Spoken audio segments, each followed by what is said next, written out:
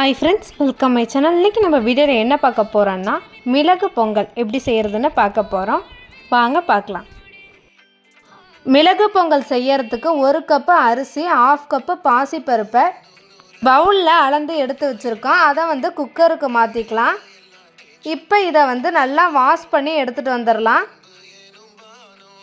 இதை நல்லா வாஷ் பண்ணி எடுத்துகிட்டு வந்தாச்சு. எந்த கப்பில் அரிசி எடுத்தோமோ அதே கப்பில் 3 கப்பு தண்ணி சேர்த்து, ஒரு துண்டு பெருங்காயம் சேர்த்து, தேவையான அளவு கல்லுப்பு சேர்த்து குக்கரில் 4 or 5 விசில் விட்டு எடுத்துக்கலாம். விசில் வந்துருச்சு, ஓப்பன் பண்ணி பார்க்கலாம். இந்த அளவுக்கு நல்லாவே குழஞ்சி இருக்கணும். இப்போ தாளிச்சிடலாம். இப்போ ஸ்டவ்வை ஆன் பண்ணி ஒரு பேனில் 1 ஸ்பூன் கீ சேர்த்து கேஷ்யூநட் சேர்த்து நல்லா வறுத்து பொங்கலில் மாற்றிக்கலாம்.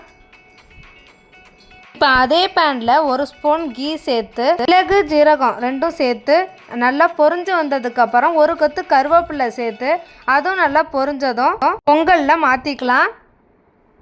இப்போ அதே பேனில் 1 ஸ்பூன் கீ சேர்த்து துண்டு இஞ்சை பொடி பொடியாக நறுக்கி சேர்த்து நல்லா வதக்கி மிளகு பொங்கலில் சேர்த்து நல்லா மிக்ஸ் பண்ணி விட்டுக்கலாம். மிளகு பொங்கல் ரெடி ஆயிடுச்சு.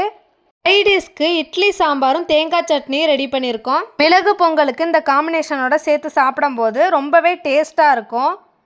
செஞ்சு பார்த்துட்டு எனக்கு கமெண்ட் பண்ணுங்கள். தேங்க்ஸ் ஃபார் வாட்சிங். தேங்க்யூ.